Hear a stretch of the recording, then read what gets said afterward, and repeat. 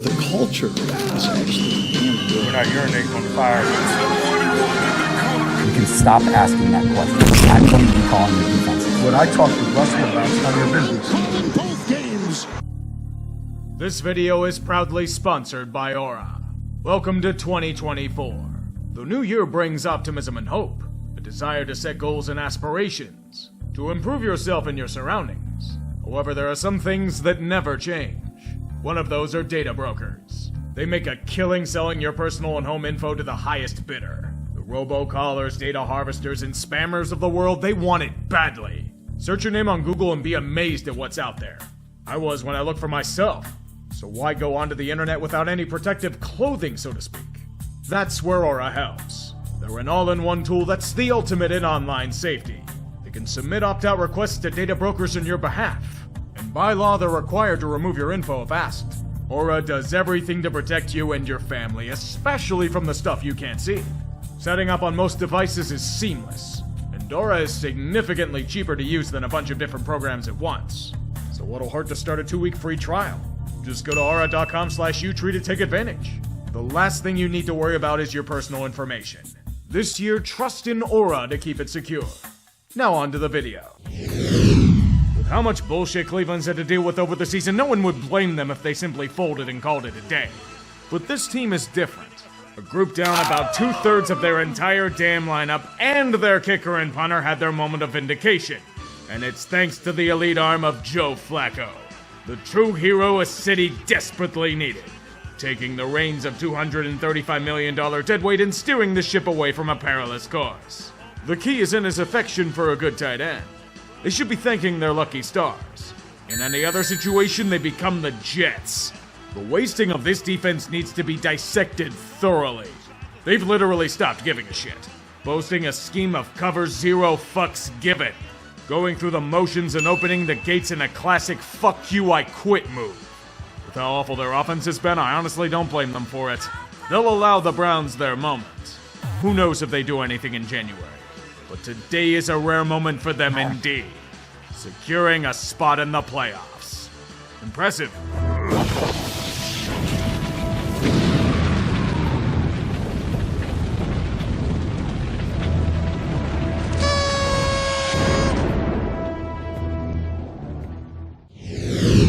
A crucial matchup for both teams. So why not make it into one of the sloppiest, more poorly executed contests in the last few days? Nothing screams two of the best teams in the NFC like what should be a safety averted by awful tackling and broken coverage, leading to 6 for Dallas in a play so fucked it loops all the way back to normal. Why score points when you can simply get yardage in between the fives? CD fumbling the ball into the end zone for a touchback will do the rest. If you think this rule's a problem, you can suck my dick. The real problem is Detroit's over-aggression. Get all the way down the field and then botch a 4th and short near the goal line. Because why take the fucking points? Then begin a ping-pong contest of trading the lead with a combination of long drives, deep shots, and failed red zone opportunities. Detroit has a slight advantage, but it'd be awfully nice if the Lions' defense could stop a slant or fade route. Not happening though. The Cowboys take the lead. Cue a struggle contest of attrition where you wonder what each team is doing as the defense is clamped down. And as Jared Goff becomes the most turnover-happy QB in the league for some reason. Performance art? Maybe it's the Zebras. Is this tripping on Dallas? Perfect excuse for the Cowboys to happen. McCarthyism fell when he tried to go after the military. Mike McCarthy just doesn't know how to fucking count. This brain-dead moron is giving the Lions life by adding 40 seconds to the clock. Of course, cue a long, near-seamless drive by Detroit because every defense decides to get passive for what I can best describe as gamesmanship. With this soft-serve zone play, Amon-Ra shines like the sun and scores a touchdown. They know what they have to do. Finish them off. Play action. End zone. There it is! Unbelievable! The 2-point try is good. Fuck you. Seriously, fuck you. We have been robbed of fat guy 2-point conversion and I want heads. Taylor Decker reported as eligible. What the fuck is he talking to the ref about otherwise? Playing backgammon? How do you screw up the eligible lineman that badly? This kind of shit only fuels the allegations of rigging. So the obvious solution now is to go for 2 again? And now a flag on Parsons. This one's picked, but Parsons came across. They got so lucky on that offsides. So now there's another chance. But Dan Campbell keeps bashing his head into a wall. Goff gets rid of it. Incomplete. And now the Cowboys maintain their lead. I'm fucking done. I'm more pissed that we've been robbed of fat guy conversion, but fuck it. This game was bullshit and nothing's going to be done about it because Dan Campbell's as much of an idiot as McCarthy is. Another successfully ruined football game. Well done, NFL. You got more manufactured tension. God, this league is such a fucking joke, man. Oh boy, Jacksonville is in a death spiral and it's only getting worse. Trevor Lawrence has been playing injured for weeks. And the Jags finally realized the best option is to let the dude rest. CJ Beathard is now the man under center and it's as dire as it looks. Thank the good Lord above that this is their free space game. They've been gifted a matchup against an insult to football. Even in Duval's brutally weakened state, it's still no contest. That says a hell of a lot more about Carolina, for being honest. Just cutting base roughly the past 15 weeks of sports balls and calling a recap. Is there any point in going into detail? If we do, you get serious concerns about Bryce Young at this level and a move that may have set the team back half a decade. Considering he's the one that meddled, David Tepper would rather not think about reality. We'll just chuck a drink at some Jags fans instead. The most resistance Carolina showed all game.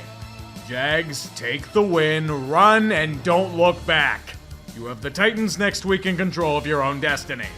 Breathe and pray. Trust in Josh Allen and the spirits on high. In part 2 of the middle finger to Bud Adams, Houston is getting much-needed reinforcements as CJ Stroud and Nico Collins are back. Unit ready. Were they needed? The Titans are treading in the pits of despair, but they're limited in talent and simply waiting for the offseason to reassess things. Will Levis did return this week, but it was only briefly. After it became 17-0 on a fumble recovery, he was injured on that play. That might mean the end of his season. It's the return of Ryan over the hill, and Tennessee is simply Tannehill. They could do nothing on either side of the ball to stop their opponent. The Texans may be devastated by injury and running on fumes, but their playoff hopes are still a very real possibility. Depends on their match against Indianapolis next week. One team expected to do nothing this season against another. That's what we call playing with house money. Standard operating procedure for the Falcons. Have one of their best performances of the year, then followed up by questioning if they even prepared in practice. A dome team moving into the elements and being fucking terrible in the cold. A tale as old as time. It's not what Atlanta did, it's mainly that they didn't do anything. They played like unbelievable ass. Like most games this year, their quarterback play was abhorrent. No matter if Heineke or Ritter chucked garbage out there. The defense emulating that awful play but refusing to stop Chicago's offense at any point in time. The worst part is that the Falcons still have a chance to win Tank Division. A damning statement. The Bears are merely playing for pride, to prepare for a fascinating offseason where they can shape the team in any fashion. They've had a strong run, but mostly against really shitty teams or self-destructing franchises, so you can't really gauge much except appreciating wins. It might not be for the best. Much to Chicago's chagrin, Matt Eberflus is likely keeping his job. And much to football chagrin, Arthur Smith is likely keeping his. Why is Arthur secure with gross incompetence like this? Not much else to say about the Bears. Their early season was so shit it was near impossible to recover from. I'm honestly more surprised they lasted this long.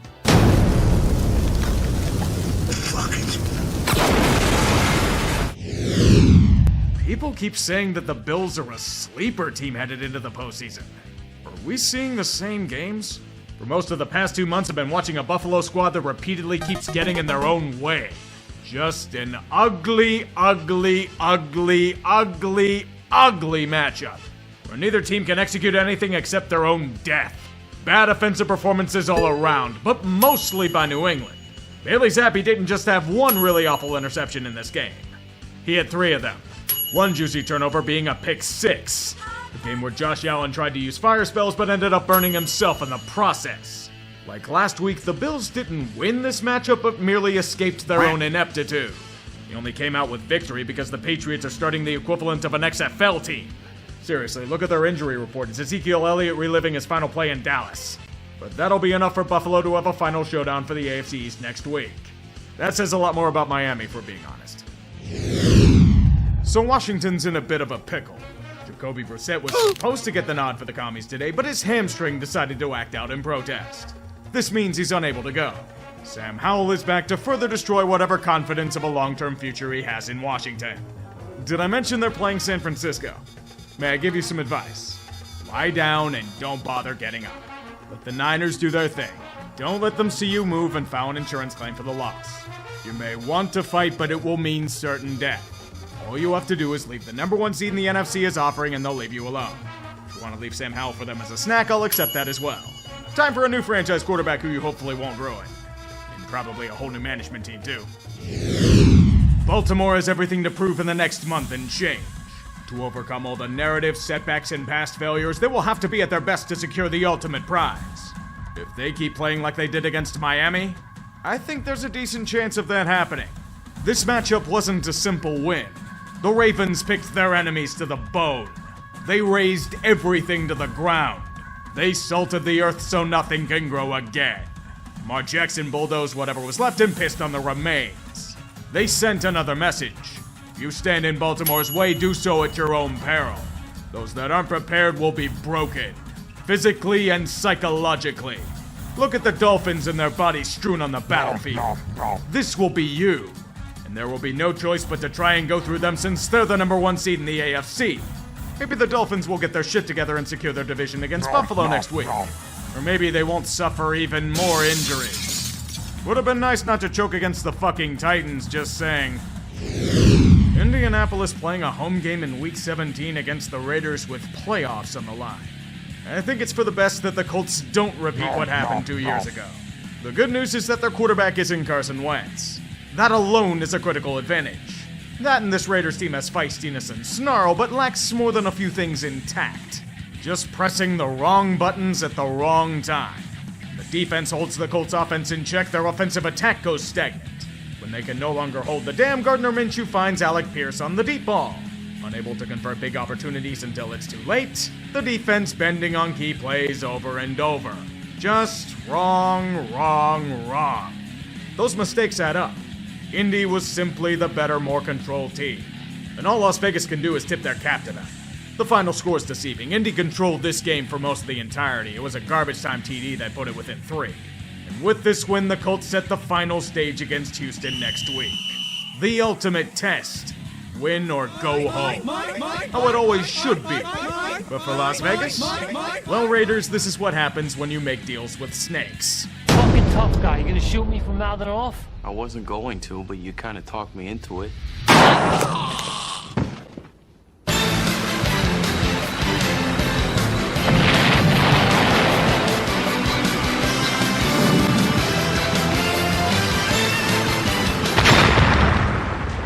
Oh great, so the Saints finally bothered to show up for a crucial game. Am I supposed to be happy for them or something? They've been doing this kind of cock-trapping all year long. New Orleans gives us a game or two where they manage to not get in their own way. Everyone thinks this is finally the moment they get their shit together, and they respond by getting in their own way. Repeat this scenario about 4 times and you have the Saints season. A thoroughly complete and dominating win crushing their foes beneath them? Who the fuck has this been all year? The way they treated Tampa Bay, they should have won this division weeks ago. It merely shows the mercurial nature of the Bucs. They had a golden opportunity to claim a win and rest starters next week, but it turned into Baker and melted immediately. No contest. New Orleans just shit all over Tampa, setting the stage for 3 shitty teams to have a chance at the NFC South. When Tank Division starts to get bland and pointless, by God, it reels me back in. It's the uninspired dreck that feeds families. Now watch the Saints stay on brand and choke next week away. The epitome of a trap game. LA in all but a must-win situation against a team that they easily beat on paper, turning into anything but that. Tommy Cutlets is sleeping with the fishes. Go wake Tyrod Taylor up and hope he doesn't suffer a freak injury by the touchdown pylon or something. At some points, it could be that the Giants are grabbing some of their fluke wonder that led them to the playoffs last year. It could also be the Any Given Sunday phenomenon. More than likely, it's the Rams simply falling in the spotlight and making errors they haven't been committing. Kind of a slotfest worthy of MetLife, if we're being honest. Both teams slipping and flailing on themselves in the elements. The great equalizer. Puka Nacua is also pretty good at playing football, or the Giants are just that bad at tackling. An advantage. Tyrod also knows how to avenge those that fucked him. A beautiful touchdown right into the breadbasket of Darius Slayton. Another great equalizer. Only if Mason Crosby could kick an extra point, they'd be good. It'd also be nice if they could convert this easy interception into a touchdown, but Mason can manage to kick a 30-yarder. Too bad they can't stop the Rams' attack. Or Kyron Williams. Kyron's such a good running back, isn't he? Man, he's so good. Down by 7 and time winding down with pain aplenty. Neither team able to generate offense. Look to the Ravens, G-men. You're gonna need a miracle. Olszewski from the 6-yard line. Has a little bit of room in front of him. Out to the 20. And going to be breaking tackles. He's still on his feet. Olszewski looked like he was going down, and he may take it all the way. Olszewski did something good for a team? Would have been nice if he did this in Pittsburgh, buddy. Only option now is to go for it. It's Taylor to throw. Barkley's open. That, kids, is why Tyrod Taylor is a backup. The Giants do stop them and force a punt, but Tyrod's going to have to carry this team on his back. Kind of is. Surprisingly, time's winding down and they're on the fringes of field goal range. The sad part is if they have Graham Gano, they probably win. He's not coming through that door. Good snap. Good hold. Crosby's kick is no good. Relying on a fossilized Mason Crosby to kick a 55-yarder. That's definitely suboptimal. It does help the Giants tank, though. And the Rams greatly benefit from it, escaping from misery despite themselves. It may be mid, but the chance is there. A ticket to January is secure.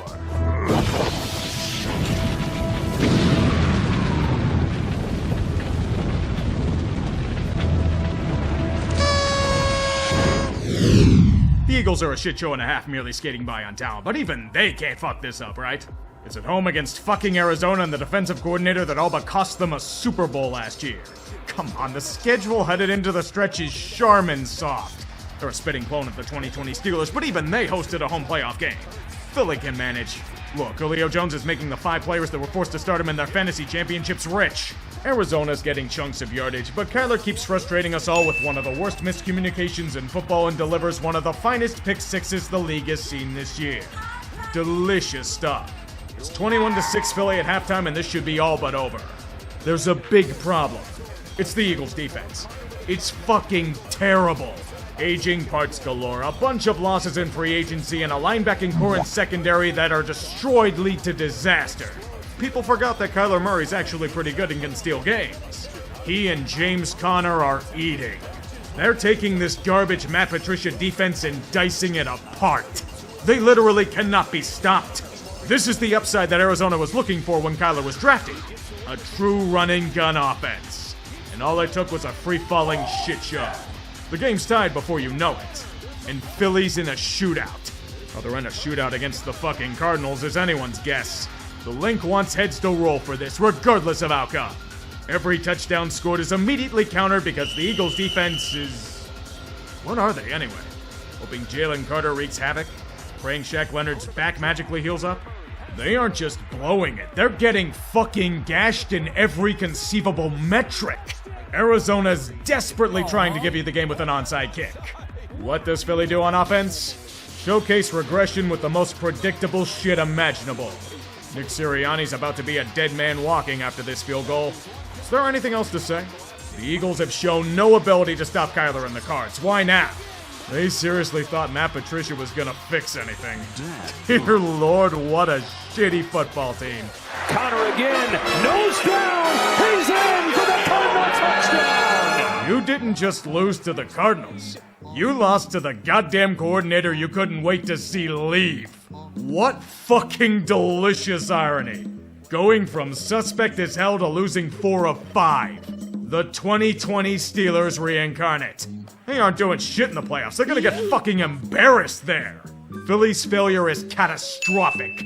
Remember when the Cowboys benefited from heinous refball the night before? They now control the NFC East. The cancer of Eagles fans has been replaced by the cancer of Dallas. We welcome our new insufferable overlords. Their rule be just as toxic as the last reign. Philly does win a Nobel Consolation Prize in Locale of the Week at minimum. It's very fitting. This award implodes on command like they do. But the real benefit is to a 4th team. With the Cardinals win and Panthers loss, we can officially declare the 2023 Tank Bowl champion. Back-to-back winners, the Chicago Bears!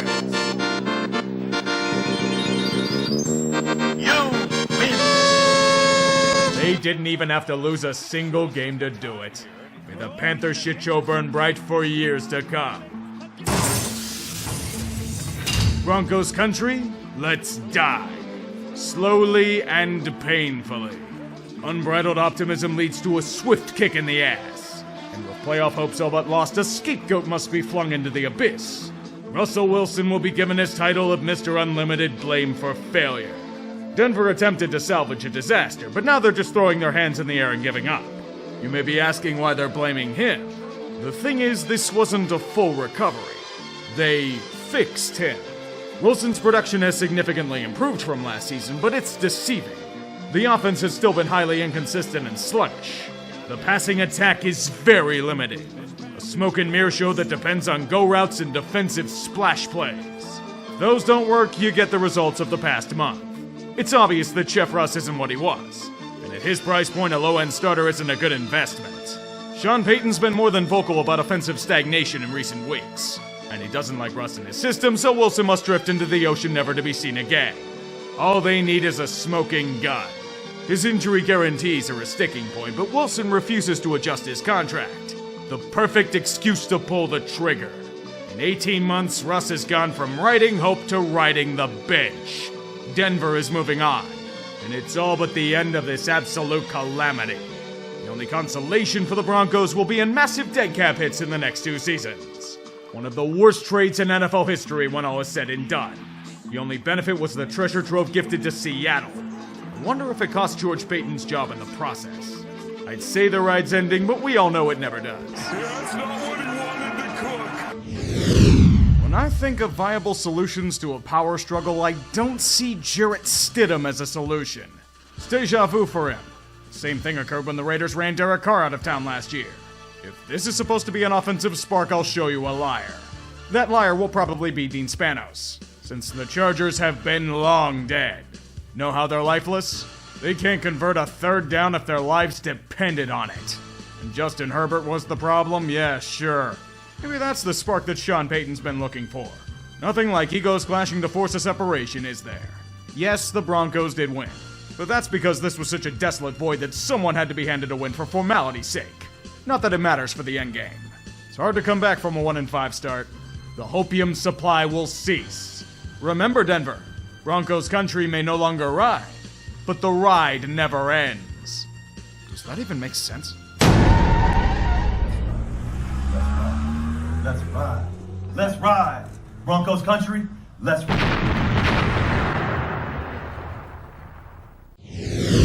When the meaningless streak of 500 or better seasons is in peril, the Steelers go into overdrive.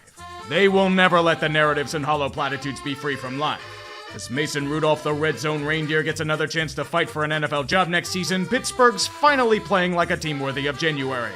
They straight up bully-balled Seattle in front of their own damn crowd. Every flaw of the Seahawks laid bare on a blank canvas. The terrible run defense, the poor game planning, the limitations of Geno Smith and the team as a whole. Their defensive front seven got shit-wrecked. They not only made Jalen Warren look elite, they justified Najee Harris's first-round grade. Being beaten in the trenches by this offensive line, allowing the Steelers' offense to dominate. I thought they were frauds 6 weeks ago? I was wrong. Frauds at least put up a fight. Seattle couldn't. Not only is this loss going to potentially cost them the playoffs, it unleashes the worst punishment of all. Another non-losing season for Mike Tomlin. Dallas get their modern version of the Super Bowl. If they're lucky, they'll get their asses kicked in the wildcard round. Much anticipated rematch of the AFC Championship game has lost a lot of its luster. Cincy season has been lost due to Joe burrowing away for winter. The Chiefs are just dropping everything in sight. Hands of stone or a failing heart. Pick your poison. Despite what the Bengals try to do, they are cursed by the hallowed grounds of Burrowhead. With a 10-point lead in the second quarter and all the chances in the world, the offense just goes flat. No pulse. Dead in every sense of the word. Kansas City's offense is a total fucking mess, but it doesn't matter when their defense is destroying worlds. Especially near the goal line. Who knew that it'd be the Chiefs' offense getting carried? Cincy wishes that were them, but under the slow, foreboding trail of the road, Harrison Butker's leg cuts away at that lead like a knife through butter. 6 consecutive field goals to put the game all but out of reach. An 8-point lead feels insurmountable, and their final drive all but proves it. Jake Browning's a nice story, but he isn't Joe Burrow. To be fair, I don't know if Burrow would have helped here. As their offensive line reverts back to 2020 form, their season sacked in the process. Like all ambitions, the Bengals season falls to waste. Thank you. Since he was on life support, but Kansas City didn't catch that.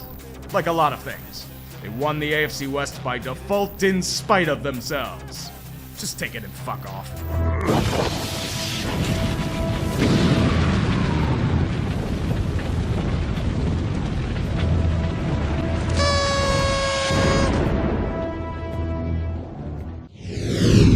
This NFC North showdown is a tale of different trajectories. Green Bay, while suffering growing pains, is feeling the love thanks to much-needed steps in development.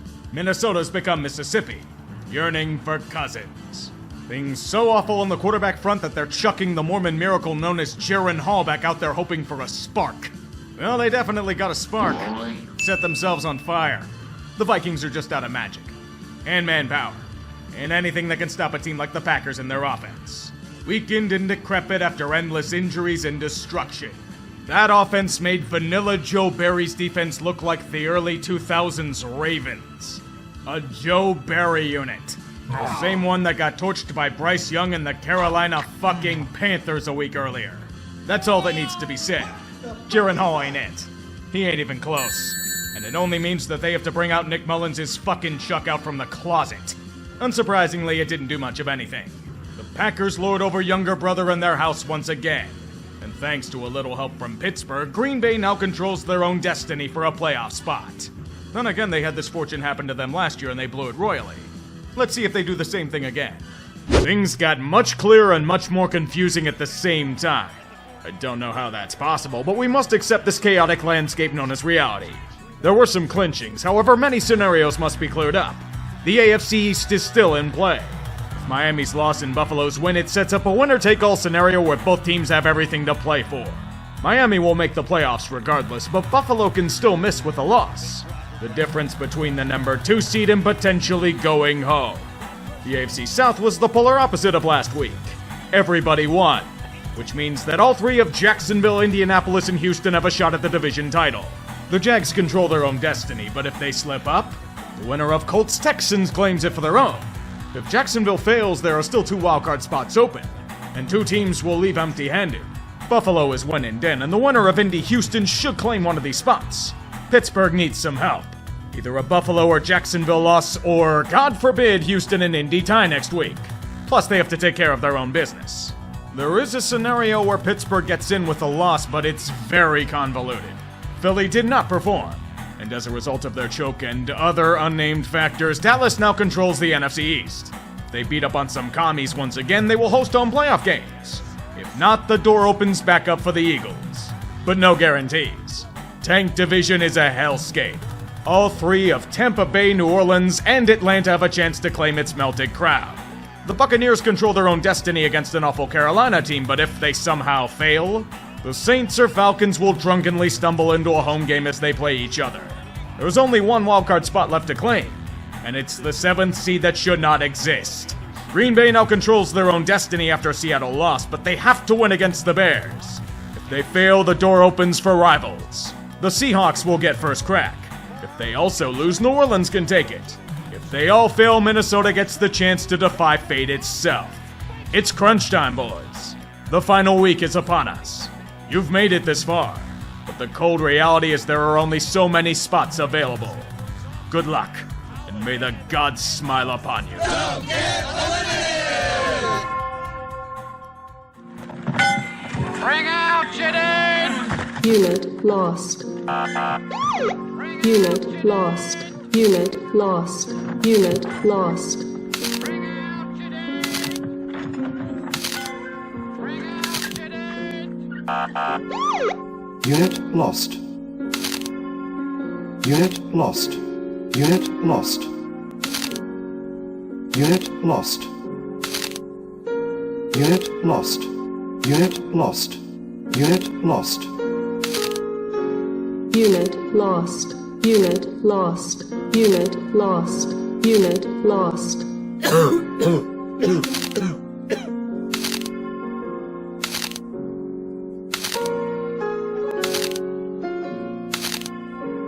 Unit lost. Unit lost.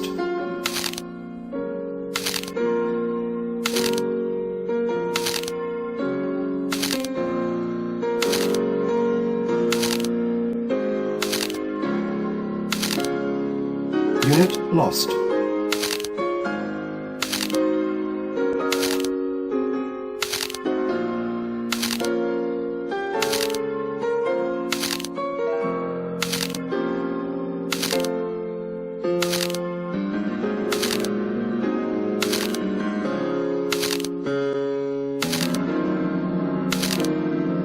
Unit lost. Unit lost. Unit lost. Unit lost. Unit lost. Unit lost. Unit lost. The bloodlust of the football gods will never be quenched. Amen. Nichols secondary, 3rd and 11, they need the 45. Zappi blitzes on, intercepted, picked off by Douglas. Breaking tackles, got a block, finds a gap,